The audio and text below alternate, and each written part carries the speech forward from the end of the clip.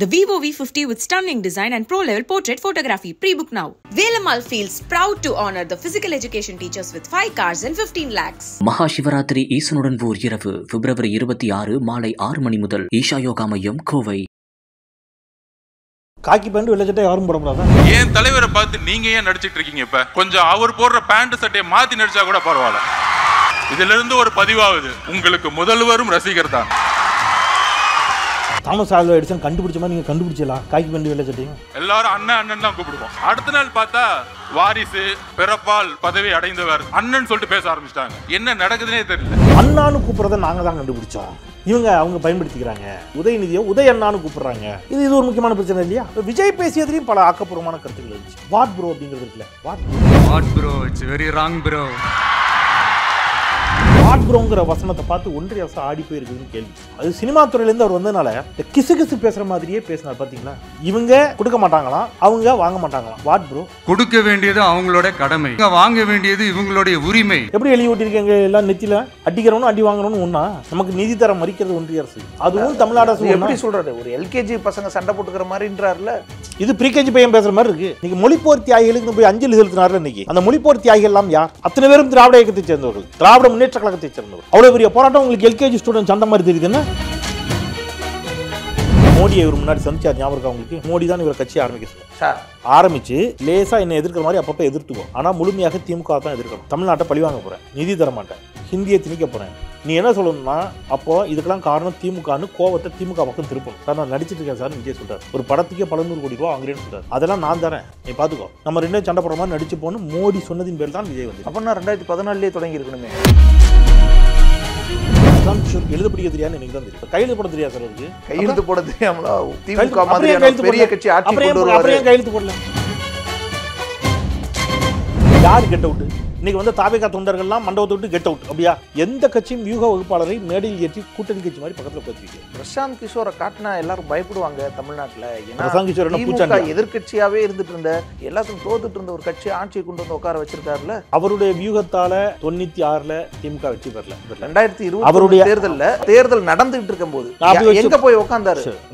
முதல்வராக இருக்கக்கூடிய திமுக தலைவர் ஸ்டாலின் நேரம் அங்கதானே, அறிவாலயத்தில் இல்ல, அங்கதானே போய் உட்கார்ந்தாரு.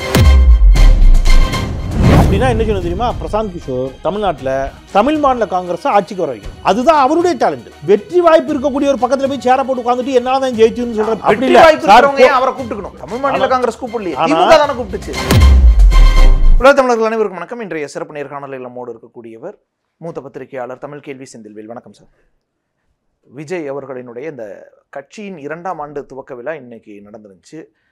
யாரும் எதிர்பாராமல் அந்த கட்சியினுடைய ஒரு பிரச்சாரகராக இருப்பாரா, இல்லை ஆலோசகராக இருப்பாரா, இல்லை வியூக வகுப்பாளராக இருப்பார், அப்படி பல யூகங்கள் இருந்த போதிலும் பிரசாந்த் கிஷோர் அவரும் பங்கேற்றிருந்தார். பல விஷயங்கள் அதில் பேசியிருந்தாங்க, அரசியல் பேசியிருந்தார் விஜய். ஸோ இது இனி அடுத்து நாங்கள் தான் ஒரு மெயின் பொலிட்டிக்கல் ஃபோர்ஸாக தமிழ்நாட்டில் இருப்போம்லாம் சூளுரைச்சிருக்கிறாங்க. அது குறித்து உங்களுடைய பார்வை? முதல்ல ஓராண்டு நிறைவு செய்திருக்கிறார்கள், வாழ்த்துக்கள். இது வாழ்த்து ஃபர்ஸ்ட். அடுத்தது அங்கே செய்தியாளர்கள் மீது தாக்குதல் நடந்திருக்கிறது. அதை நான் ஒரு பத்திரிகையாளனாக வன்மையாக கண்டிக்கிறேன்.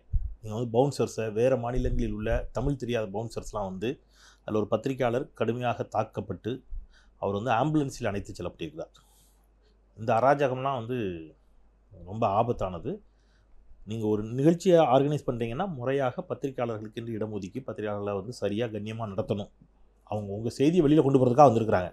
ஸோ அது வந்து கண்டிக்கத்தக்கது. இந்த ரெண்டையும் நம்ம அதில் பதிவு பண்ணிடுறேன்.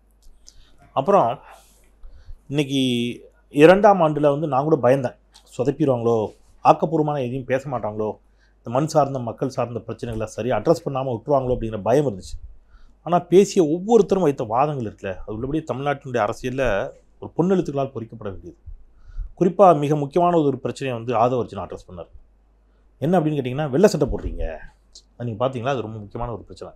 அது வந்து விஜயை பார்த்தா வெள்ளை சட்டை போடுறத காப்பி அடிக்கிறாங்க. முதலமைச்சர் வெள்ளை சட்டை போட்டுருந்தாருங்க. வெள்ளை சட்டை போட்டு இப்போ வந்து கால் மேலே கால் போட்டு ஒரு சோஃபாவில் உட்காந்து ஒரு பேட்டியை கொடுத்துக்கிட்டார் தெரியாமல். சரியா? இது வந்து விஜயை பார்த்தா நீங்கள் காப்பி அடிக்கிறீங்க. வெள்ளை சட்டை போடுறது என்னடா காப்பி இருக்குது? காலங்காலமாக தான் போட்டுக்கிட்டு இருக்கோம். இல்லை, அந்த காக்கி பேண்ட் வெள்ளை சட்டை, காக்கி பேண்ட் வெள்ளை சட்டை யாரும் போடக்கூடாதா? தாமஸ் ஆல்வா எடிசன் கண்டுபிடிச்ச மாதிரி நீங்கள் கண்டுபிடிச்சலா காக்கி பேண்ட் வெள்ளை சட்டையும்? பட் அது ஒரு முக்கியமான ரசிகர் தான் இவரோட. அது ஒரு முக்கியமான பிரச்சனை. அது அது அது அந்த மாதிரியான சில முக்கியமான வாதங்கள் அங்கே வைக்கப்பட்டுச்சு. அதெல்லாம் தமிழ்நாடு அரசியலில் பேசப்பட வேண்டிய ஒன்று. அப்புறம் இன்னொரு முக்கியமான பிரச்சனை பேசுகிறாங்க. அது வந்து இந்த வேலையில்லா திண்டாட்டம், விலைவாசி உயர்வு, குறிப்பாக இந்த ஹிந்தி திணிப்பு, இதெல்லாம் பற்றிய அந்த வாதம். அது என்னன்னு கேட்டிங்கன்னா, அண்ணான்னு கூப்பிட்றத நாங்கள் தான் கண்டுபிடிச்சோம், அவங்க பயன்படுத்திக்கிறாங்க. உதயநிதியை உதய அண்ணான்னு கூப்பிட்றாங்க. இது ஒரு முக்கியமான பிரச்சனை இல்லையா? இதெல்லாம் அவர் பேசினார், ஆதவர்ஜனா பேசினார். அப்புறம் இவர் ரொம்ப முக்கியமான, அவர் தேசிய அளவில் சில முக்கிய பிரச்சனைகளை கையில் எடுத்தார். யார்? பிரசாந்த் கிஷோர். அவர் என்ன சொன்னார் அப்படின்னு கேட்டிங்கன்னா, முதல்ல என்ன சொன்னார், நான் உங்களுக்கு வியூக வகுப்பாளரே இல்லைன்ட்டார். நான் வியூகம் வகுக்கெல்லாம் வரலை, நான் ரிட்டையர்ட் ஆகிட்டேன், நான் சும்மா லொலலாய்க்கு வந்தேன், ஃப்ரெண்டு ஜாலியாக போகிற வழியில் கூப்பிட்டு டீ காப்பியை கொடுத்து வாங்கினாங்க, ஃப்ரெண்டு மாதிரி அண்ணன் தம்பி மாதிரி நினச்சி தாய் பிள்ளையாக பழகிறதுக்கு தான் வந்தேன், மற்றபடி வேலையெல்லாம் நீங்கள் தான் செய்ய போகிறீங்க அப்படின்ட்டார். அப்புறம் ஒரு 10 நிமிஷத்தில் அப்படியே பல்ட்டி அடிச்சிட்டார். என்ன சொல்லிட்டாரு, தாவிக்கா வெற்றி பெறும், அது அன்றைக்கி நான் தமிழில் வாழ்த்துறை வழங்குவேன், ஆனால் அன்னைக்கு இங்கே தமிழ்நாட்டில் தோனி தான் பாப்புலர். இப்போ தோனி பீகாரியா ஒரு தோனி தான் பாப்புலர். அடுத்து இந்த பீகாரி அதை விட பாப்புலர். ஏன் பாப்புலர் ஆகுன்னா, நான் தான் இவரை ஜெயிக்க வச்சிருக்கேன், விஜய் முதலமைச்சராக்கி. அப்படி முதலமைச்சராக நீங்கள் தான் சும்மா கதைக்கு தான் வந்தீங்க, சும்மா கட்சிக்கு தான் வந்தீங்க, லொல்லலாய்க்கு தானே வந்தீங்க. நீங்கள் தானே சொன்னீங்க 5 நிமிஷத்துக்கு முன்னாடி. அப்புறம் 5 நிமிஷத்தில் வெற்றி பெற்ற பிறகு அதோடைய மொத்த கிரெடிட் நான் எடுத்துப்பேன்ட்டார் அவர். அது கூட ஒரு முக்கியமான பிரச்சனை தான். அது இன்னைக்கு இந்த நீட்டு தொடர்பான பிரச்சனைகளுக்கு அது தீர்வு சொல்லக்கூடிய ஒரு கருத்தாக அமைஞ்சுது, அப்படி எடுத்துக்கலாம். இப்போ விஜய் பேசியதுலேயும் பல ஆக்கப்பூர்வமான கருத்துக்கள் இருந்துச்சு. குறிப்பாக நான் ரொம்ப ரசித்த அது பிரெஞ்சு புரட்சி நடந்த காலத்தில் கூட அதை பற்றிலாம் பேசியிருக்கிறாங்க. வாட் ப்ரோ அப்படிங்கிறது இருக்குல்ல, அது ரொம்ப முக்கியமான ஒரு வசனம். வாட் ப்ரோ அப்படிங்கிறது, அந்த வாட் ப்ரோங்கிற வசனத்தை பார்த்து ஒன்றிய அரசு ஆடி போயிருக்குதுன்னு கேள்வி. நமக்கு டெல்லியிலேருந்து வரக்கூடிய தகவல்லாம் அப்படி தான் சொல்கிறாங்க. ஒன்றிய அரசு ஆடி போயிடுச்சு, இவர் மிரட்டிட்டார், ஒன்றிய அரசை பயங்கரமாக மிரட்டிட்டார் அப்படின்னு. அது மாதிரி நல்லா இருந்துச்சு. அது சினிமா துறையிலேருந்து அவர் வந்ததுனால இந்த கிசு பேசுகிற மாதிரியே பேசினார். பார்த்தீங்களா, இவங்க கொடுக்க மாட்டாங்களாம், அவங்க வாங்க மாட்டாங்களாம். வாட் ப்ரோ, இந்த இவங்க யார், அவங்க யார், அவங்களுக்கும் பேர் கிடையாது, யாருன்னு உங்களுக்கு தெரியாதா? மத்திய அரசு தானே சொல்றாங்க. பேர் கிடையாதுன்னு நாளைய தீர்ப்புங்கிற படத்தின் மூலமாக அறிமுகமான ஒருத்தர் இருக்கிறார். அவர் ஒரு பேரில் கட்சி ஆரம்பிச்சிருக்கார்.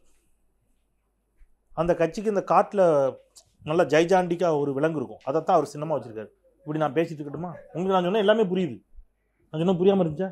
இல்லை, அவர் தான் முதல்ல சொல்லிட்டாரு, நான் இவங்களை பற்றி அவங்கள பற்றி எல்லாம் பேச போகிறதில்ல, நம்ம என்ன செய்ய போகிறோன்றதை பேசலாம் தானே மாநாட்டிலே அறிவிச்சிட்டாருல்ல. சரி, நீங்கள் என்ன செய்ய போகிறீங்க, நீங்கள் என்ன பேசுனீங்க சொல்லுங்கள், சூப்பர், வாங்க ஆட்சியில் அமருவோம், சூழல் வச்சிருக்காங்கல்ல. அது யார் வேணாலும் சொல்லலாம். மாமியார் மேலே சத்தியமாக நான் தான் ஆட்சிக்கு வருவேன்னு சொல்லலாம். ஆட்சியில் வர்றதுக்கு என்ன செய்ய போகிறீங்க, என்ன போராட்டம் பண்ண போகிறீங்க? ஹிந்தி திணிப்பை எதிர்க்கிறீங்களா? ஏன் எதிர்க்கலையா? எதிர்க்கிறீங்க. மும்மொழி கொள்கைக்கு எதிராக அவர் பேசியிருக்கார். தமிழ்நாட்டின் இருமொழி கொள்கை தான் இருக்காரு அப்படின்னு சொல்லிட்டாரு. சொன்னாரா? புரிஞ்சிருச்சு, அவர் சொன்னதுலேருந்து நீங்கள் புரிஞ்சுக்கிட்டீங்க, ரைட். பட் ஒன்றிய அரசு இப்போ மும்மொழி கொள்கையை திணிக்குது, ஹிந்தியே திணிக்குது, அதான் எதிர்க்கிறாருல்ல. எப்படி எதிர்த்தாரு? ஃபாசிசம்னு சொல்றாரு. ஒரே ஒரு வரி எனக்கு எடுத்து காட்டணும் இப்போ தயவுசெய்து.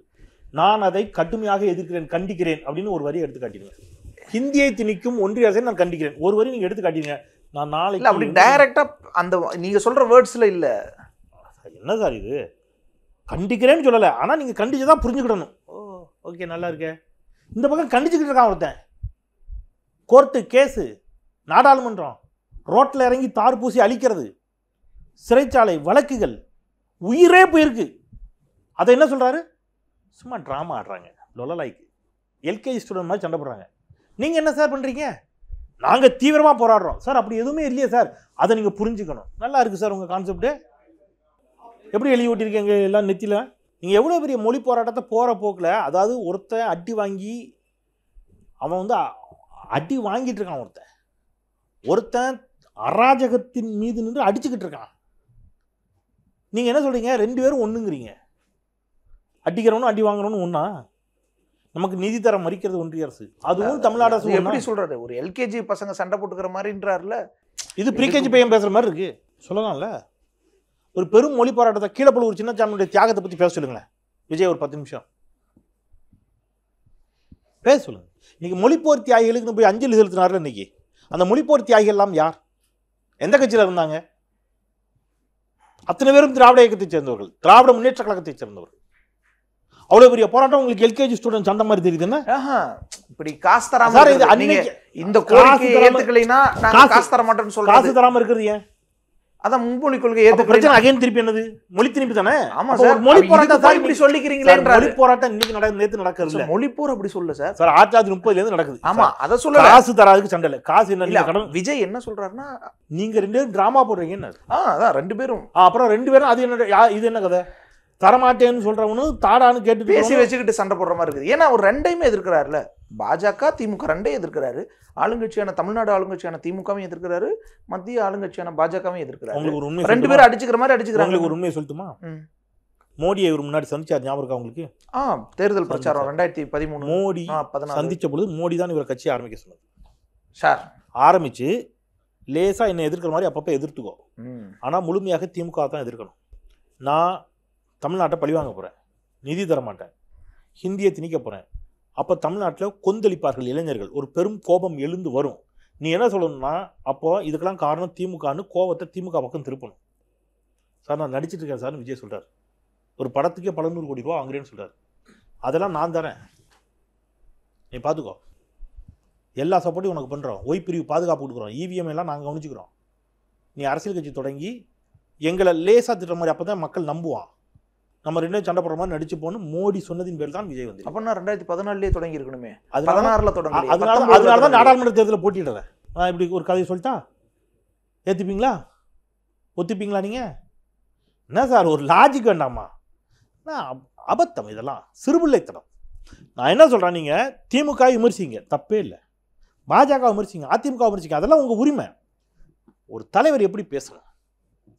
இந்தந்த சிக்கல்களுக்கு காரணம் திமுக, இந்தந்த சிக்கல்களுக்கு காரணம் பாஜக, நான் இந்த இடங்களில் பாஜக கடுமையாக எதிர்க்கிறேன், இந்த இடங்களில் திமுக, இப்படிலாம் பேசணும். நீங்க அப்படி ஏதாவது ஒண்ணு பேசுனீங்களா?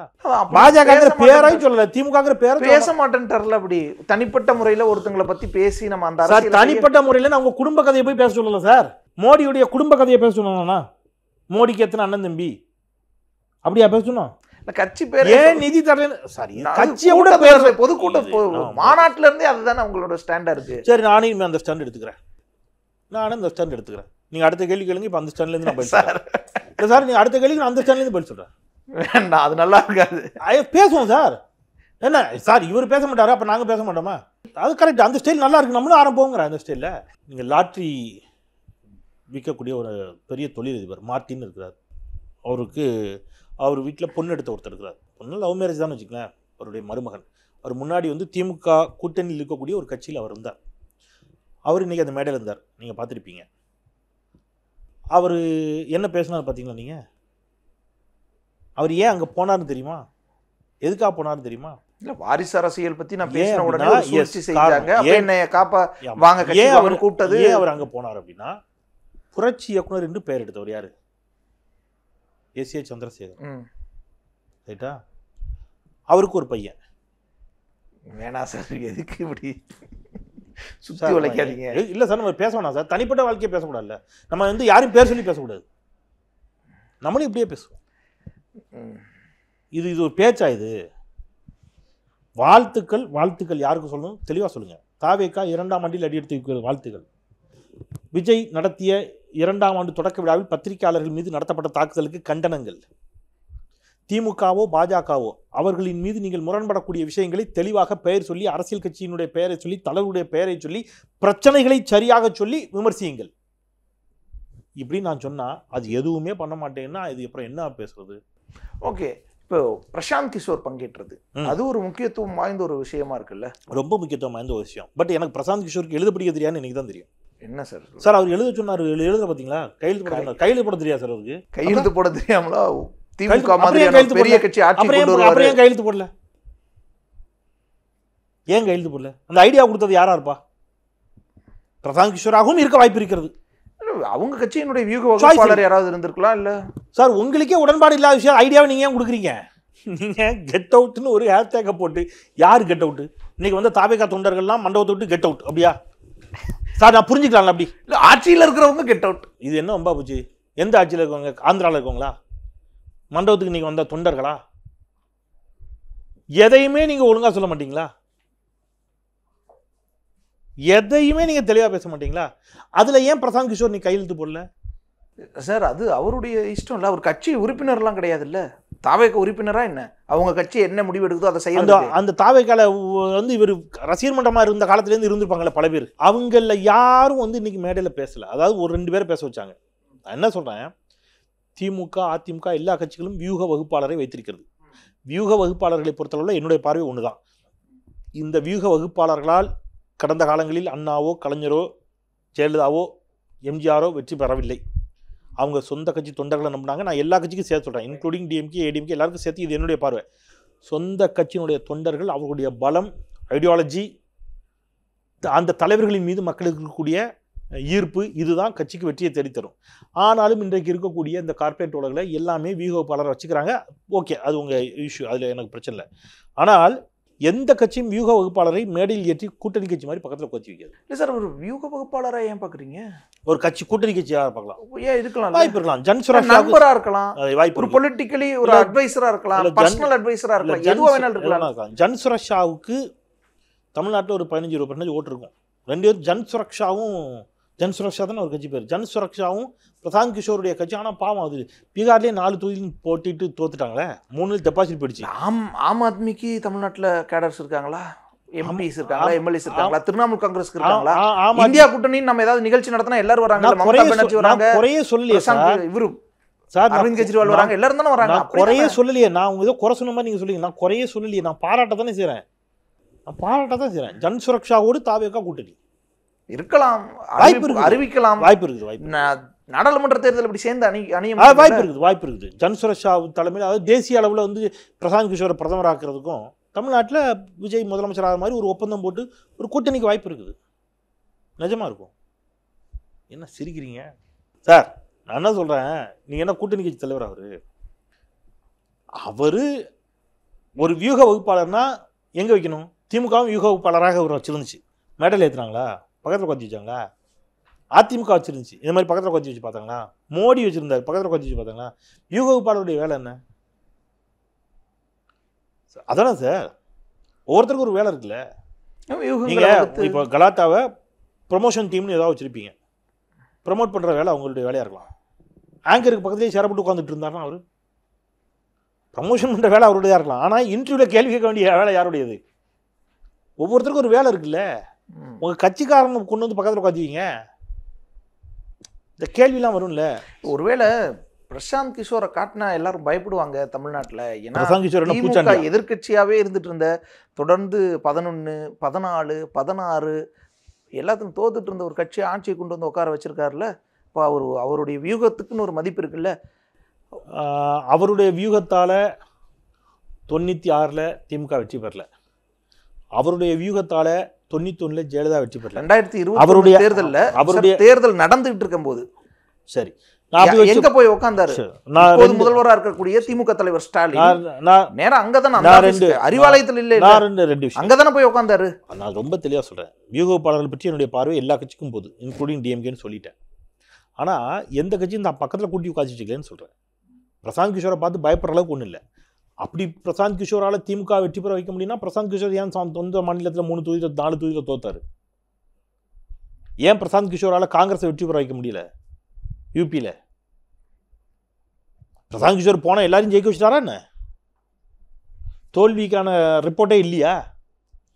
அப்படின்னா என்ன சொல்லணும் தெரியுமா? பிரசாந்த் கிஷோர் தமிழ்நாட்டில் தமிழ் மாநில காங்கிரஸை ஆட்சிக்கு வர வைக்கணும்.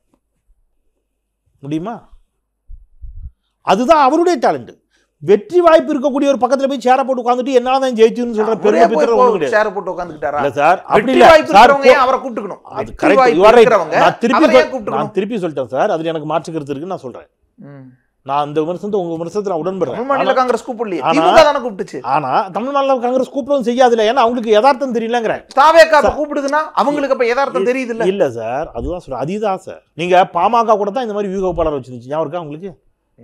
ஆட்சி வந்துட்டாங்களா? மாற்றம், முன்னேற்றம், அன்புமணி. வியூகப்பாளரை வைத்த எல்லோரும் வெற்றி பெறுவதில்லை. வெற்றி பெறக்கூடிய வாய்ப்பு இருப்பவர்களோடு சேரக்கூடிய வியூகப்பாளர்கள் தங்களால் வெற்றி பெற்றது என்பது போன்ற ஒரு தோற்றத்தை காட்டிக்கிறாங்க. சரி, இப்ப நடைபெற்ற முடிந்த நாடாளுமன்ற தேர்தல் இருக்குல்ல, இதுல பிரசாந்த் கிஷோர் தான் இருந்தாரா? அவர் வகுத்து வச்ச வியூகம் இருந்திருக்கும். அடேங்கப்பா, ஏன்னா திமுக அமைச்ச கூட்டணி அப்படியே இருந்துச்சுல்ல. அப்பா, நல்லா இருக்கு இந்த கதை. சரி, இப்போ பாஜக மோடிக்கு 2014 வியூக வகுப்பாளர் அவர், 2019 ஜெயிச்சாரு, 2024 ஜெயிச்சிருக்காரு மோடி. வியூகம் அப்படியே ஃபாலோ ஆகுது, அப்படியே பைபிள் ஒரு இமேஜை கிரியேட் பண்ணிட்டா போதும்ல, அதுக்கப்புறம் அது சும்மா அதெல்லாம் கதை இல்லை. இது ஒரு கதையா? இது வியூக வகுப்பாளருங்கிற பேரில் நீங்கள், நான் தான் திருப்பி சொல்கிறேன், ஒரு சாமானிய ஒரு கட்சியை நீங்கள் வெற்றி பெற வச்சிங்கன்னா அது உங்களுடைய டேலண்ட். இது அப்படி கிடையாது. பேக் டு விஜயை பொறுத்தளவு என்னுடைய கருத்து ஒன்று தான். நீங்கள் ஸ்ட்ராங்காக என்ன செய்யணும், அரசியல் பண்ணுங்கள். இந்த 1 இயரில் நீங்கள் என்ன செஞ்சுருக்கிறீங்க? சரி, தமிழ்நாடு அரசுக்கு நீங்கள் என்ன ஐடியா கொடுக்க போகிறீங்க? இப்போ இது தப்புன்னு சொல்லிட்டீங்க. தமிழ்நாடு அரசு என்ன செய்யதில்லை, நிதியை பெறுவதிலும் ஹிந்தி எதிர்ப்பிலும் தமிழ்நாடு அரசு செய்கிறதுல உங்களுக்கு மாற்று கருத்து இருக்குது. அப்படி வச்சுப்போம், அது நியாயம்னு கூட வச்சுப்போம் ஒரு வாதத்துக்கு. நான் என்ன கேட்குறேன், நீங்கள் என்ன பண்ணுங்கள், தமிழ்நாடு அரசுக்கு ஆக்கப்பூர்வமான ஒரு ஐடியா சொல்லுங்கள். என்ன செஞ்சால் நிதி கிடைக்கும் நீங்கள் சொல்லுங்கள். சொல்ல தயாரா? அதை பற்றி எதாவது பேசுனீங்களா இன்னைக்கு? கோர சொல்கிறது ஈஸி தேவேந்திரன். போகிற போக்கில் இது என்ன நான் இருந்தால் வாங்கிடுவேன் இப்படியே சொல்லிட்டு போகலாம். உங்ககிட்ட என்ன ஐடியா இருக்குது?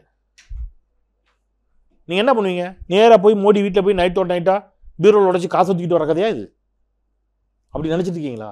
சீமான் சொல்லுவார்ல, நான் போனேன்னா பூட்டு போட்டுருவேன், சாவி எடுத்து தலைநகரில் போட்டு தூங்கிடுவேன், செல்ஃபோனை சுவிட்ச் ஆஃப் பண்ணிடுவேன், பிரைம் மினிஸ்டர் ஃபோன் அடிப்பார், செல்லு சுவிட்ச் ஆஃப்னு வரும், ஹா ஹா ஹான்னு சிரிப்பார். அந்த மாதிரி வேலையா இது? அவன் தரமாட்டேங்கிறான், நம்ம ஆளுநர்கிட்ட போகிறோம், ஆளுநர் பிரச்சனை பண்ணிட்டாரு, கோர்ட்டுக்கு போகிறோம், ஒன்றிய அரசு தரம் மறிக்கிறது, நீதிமன்றத்தில் போய் நிற்கிறோம், நாடாளுமன்றத்தில் 40 எம்பிக்களும் எழுந்து நின்று போராடுகிறார்கள், நாடாளுமன்றத்தில் ஒரு பெரிய பிரச்சனை நடக்குது, மக்கள் மன்றத்தில் நின்று போராடுறோம். என்ன செய்யணும் சொல்லுங்க. நீங்க சொல்லுங்களேன், பிராக்டிக்கலாக ஏதாவது சொல்லுங்க. உங்களுக்கு வாங்க, நீங்க யாருன்னு வாங்கிடுவீங்க. அப்ப இந்த இடத்துல என்ன செய்யணும்? திமுக, அதிமுக, பாமக, மதிமுக, தாவேக எல்லாரும் தூர போங்க. ஒன்றுபட்டு எல்லாரும் கட்சி அரசியலை தூக்கி தூர வச்சுட்டு ஒற்றுமையாக தமிழ்நாடுன்னு நில்லுங்க. ஒன்றுபட்டு நிற்போம். அந்த சண்டை அப்புறம் போடுவோம். திமுக அதிமுக சண்டை, திமுக தாவேக சண்டை எல்லாத்தையும் போடலாம். முதல்ல எனக்கு நிதியை கொடு, மற்றதை அப்புறம் பேசு. அது இல்லை தமிழ்நாட்டுக்கான அழகு, அது இல்லை இன உணர்வு. நான் அடி வாங்கிட்டு இருக்கும்போது ஹே ஹேன்னு சிரிச்சுக்கிட்டு ஹே அப்படின்னா அப்புறம் எனக்கு எவ்வளோ கோவம் வரும்? எள்ளி நகையாடுறீங்களே நீங்கள், எவ்வளோ பிபி வரும் எங்களுக்கு? எல்கேஜி விளையாட்டு மாதிரி விளையாடுறாங்கிற வார்த்தை எவ்வளோ கடுமையான வார்த்தை. அப்படி சொல்லலாமா? சார், ஒரு மொழி போராட்டத்தை பற்றி படிங்க, கொஞ்சமாக படிச்சுட்டு வரணும், அரசியலை கற்றுக்கிட்டு வாங்க, ஆக்கப்பூர்வமான அரசியல் செய்யுங்க. நான் திருப்பி சொல்கிறேன். நான் ஏன் நீங்கள் இவ்வளோ நேரம் இந்த விவாதத்தில் கொண்டீங்க, நீங்கள் ஏன் விமர்சிச்சிங்க அப்படி கூட கேட்கல. விமர்சனங்களை காத்திரமாக நியாயமான விமர்சனங்களை வைங்கன்னு சொல்கிறேன். நீங்கள் அப்படி வைக்கல. யாரை சொல்கிறோம்னு சொல்லி, யாரை சொல்கிறோம், என்ன விமர்சனம்?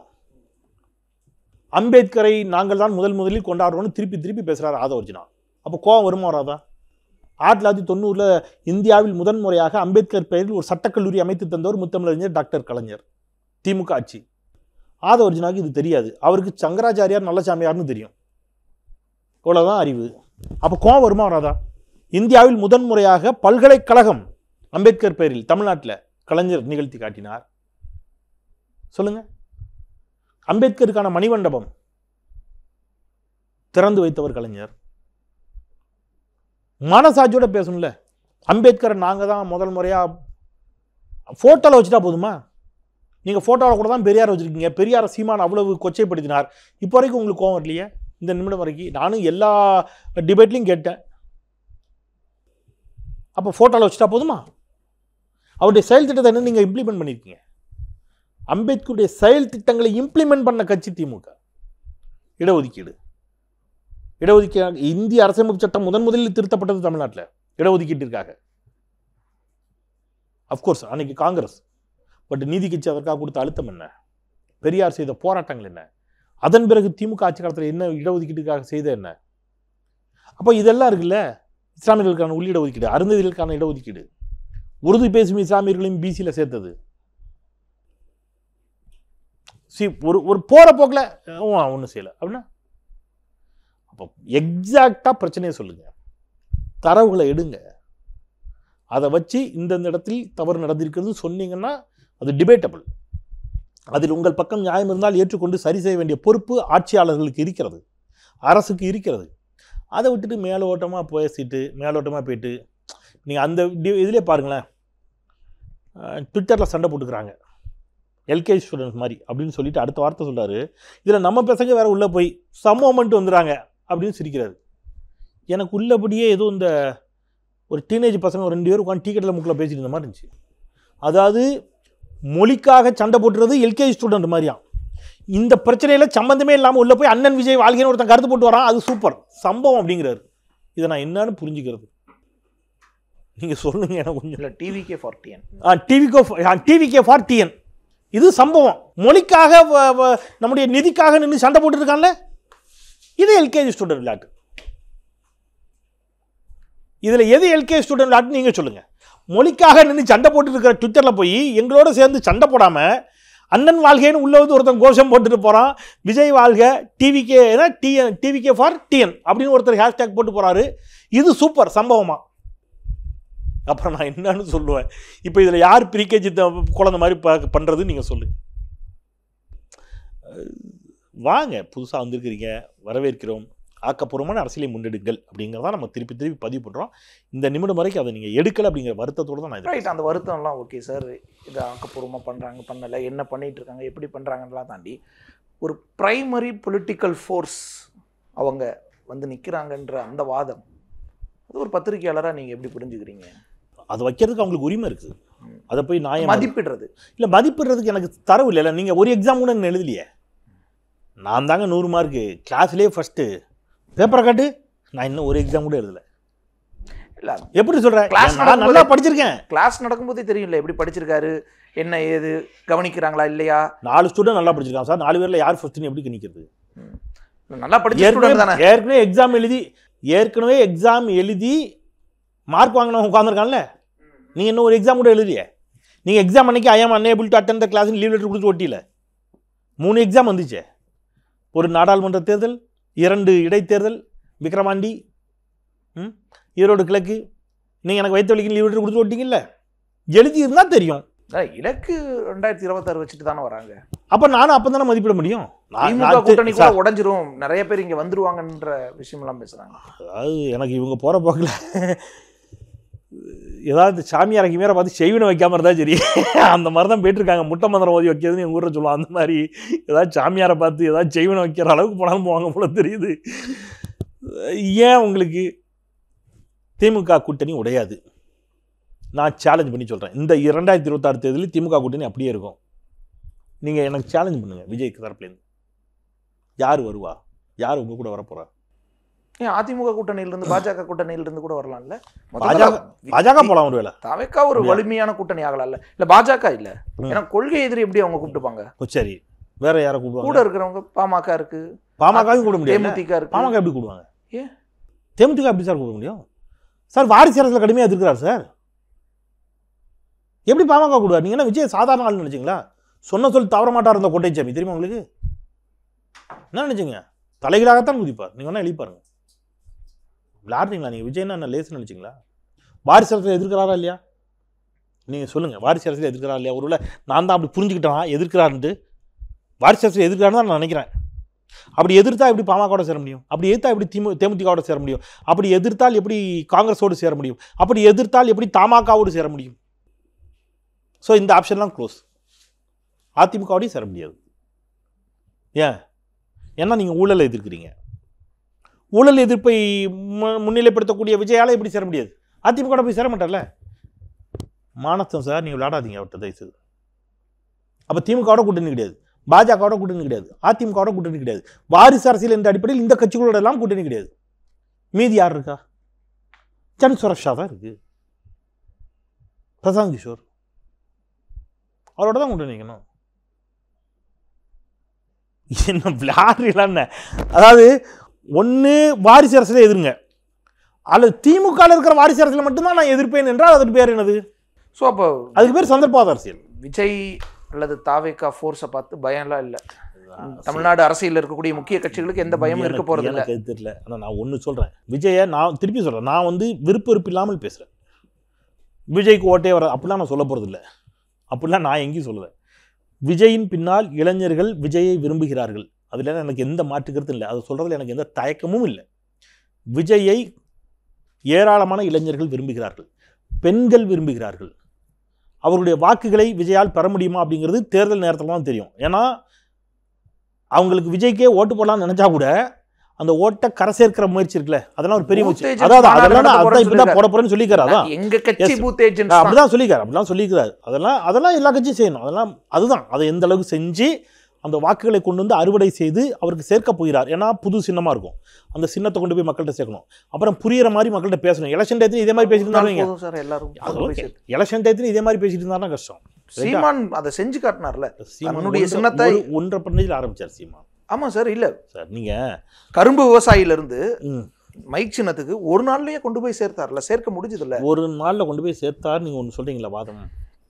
சேர்த்து எத்தனை % ஓட்டு வாங்கினாரு? கூட தான் வாங்கினாரு. அதுதான் அவருடைய சாலிடு ஓட்டு. அவருக்கு இருக்கக்கூடிய ஒரே ஓட்டு. நீங்க ஈரோடு கிழக்கு இடைத்தேர்தல் சொல்றீங்க, இப்ப நாடாளுமன்ற தேர்தல் அவ்வளவுதான் அவருடைய ஓட்டு. 2026 சீமானுடைய ஓட்டு என்னவா இருக்கும்? குறையும் நான் சொல்றேன். இன்னைக்கு என்ன, இன்னைக்கு டேட்டு 27 கலாட்டால போட்டு எடுத்து வச்சுக்கோங்க. நான் விருப்பத்தை சொல்லலை, யதார்த்தத்தை சொல்கிறேன். நான் உங்ககிட்ட தான் பேசும்போது கலாட்டா பேட்டியில் தான் சொன்னேன். தேவேந்திரன் தான் என்ன பேட்டி எடுத்தீங்க. என்ன சொன்னேன்? பாஜகவின் மீது அடுக்கடுக்கான குற்றச்சாட்டுகள் வைத்தபோது தேவேந்திரன் நாடாளுமன்ற தேர்தலுக்கு முன்னாடி ஒன்று கேட்டீங்க. அப்போ பாஜக ஆட்சிக்கு வராதான்னு கேட்டீங்க. நான் சொன்னேன் இல்லை, பாஜக ஆட்சிக்கு வரும்னு. நீங்கள் இப்போ ஒரு கேள்வி கேட்டீங்க, எனக்கு இன்னும் நினைவு இருக்குது. இவ்வளோ பிரச்சனையை சொல்லிட்டு பாஜக ஆட்சிக்கு வரும்னு எப்படி சொல்கிறீங்க? நீங்கள் பிரச்சனை இருக்குது, பாஜக ஆட்சிக்கு வரக்கூடாது என்பது என்னுடைய விருப்பம், ஆனால் பாஜக தான் ஆட்சிக்கு வரும் என்பது யதார்த்தம்னு. அப்போ 400 சீட்டு ஜெயிப்பாங்களான்னு அடுத்த கேள்வி கேட்டீங்க. இல்லை, 250 வந்து நிற்பாங்க, அரௌண்ட் 250. அவர்களுக்கு தனித்த பெரும்பான்மை கிடைக்காது என்று கலாட்டாவில் நான் தெளிவாக சொன்னேன். அதே தான் சொல்கிறேன், யதார்த்தம் வேறு விருப்பம் வேறு. என்னுடைய யதார்த்தத்திலேருந்து நான் பேசுகிறேன். நம்முடைய சீமானுடைய வாக்கு என்ன செய்யும்? கணிசமாக பெருமளவில் குறையும். விஜயனுடைய வாக்கு என்னவா இருக்க போது நமக்கு இன்னும் கையில் எந்த டேட்டாவும் இல்லை. நிச்சயமாக மிக மோசமாக 1%, 1.5% வாங்க மாட்டார். 4% தாண்டுவார். ஆனால் ஒற்றை இலக்கத்துக்குள் நிற்பார். ஒற்றை இலக்கத்துக்குள் நிச்சயமா அவர் கூட போவார். 10 தாண்டுமாங்கிறது எனக்கு டவுட். என்னுடைய பார்வை 10 தாண்டுவாராங்கிறது எனக்கு பெரிய டவுட் இருக்கு. எனக்கு அதில் $1 மில்லியன் கேள்வி அது. ஸோ அப்படியே வந்தாலும் இதே மாதிரி 10% தாண்டி வாங்கினார் முதல் தேர்தலில் விஜயகாந்த். அதன் பிறகு அடுத்தடுத்த தேர்தல்களில் தேமுதிக என்னாச்சு நம்ம பார்த்தோம். ஸோ ஒரு தேர்தலில் வாங்குறது அல்ல வாக்கு, அதை கன்சிஸ்டண்டாக அதை எடுத்துகிட்டு போகணும், அதற்காக உழைக்கணும். உங்களுடைய எதிரிகளை நீங்கள் தெளிவாக அடையாளம் காணும். நீங்கள் எம்ஜிஆர் அதை செஞ்சார். திமுகவை கடும் எதிர்ப்பு நிலையில் வைத்தார். அதுதான் இன்னை வரைக்கும் அதிமுக இயக்கிக்கிட்டு இருக்கு. உங்களுடைய எதிர்ப்பு நிலைங்கிறது இருக்குல்ல, அது யாரை நோக்கியது அப்படிங்கிறது இருக்குல்ல, அதில் ஒரு கிளாரிட்டி இருக்கணும். ஸோ அதெல்லாம் வரட்டும். அதனால் அவர்கள் அவங்கள பெரிய கட்சியாக தான் கண்டிப்பாக நினைப்பாங்க. அதை குறை மதிப்பீடு செய்வது எனக்கு நோக்கமில்லை, அது எனக்கு அவசியமும் இல்லை. ஆனால் போக வேண்டிய பாதை தூரம் இருக்குது. கிளாரிட்டியாக பேசுங்க, தெளிவாக பேசுங்க, மக்களோடு நில்லுங்க. மக்களை ஆதரித்தால் மக்கள் தானே இறுதி எஜமானர்கள். அதை தாண்டி நீ ஏன் ஓட்டு போட்டு போய் யாரும் மக்கள்கிட்ட கேட்க முடியாது. ஓட்டு போடாதுன்னு நான் நினைச்ச போகிறதில்ல, சொல்ல போகிறதில்ல. அது அவரவர் விருப்பம். ஸோ பெரியாரை ஏற்றுக்கொண்டிருக்கிறீர்கள், அம்பேத்கரை ஏற்றுக்கொண்டிருக்கிறீர்கள், அந்த விதத்தில் எனக்கு மகிழ்ச்சி.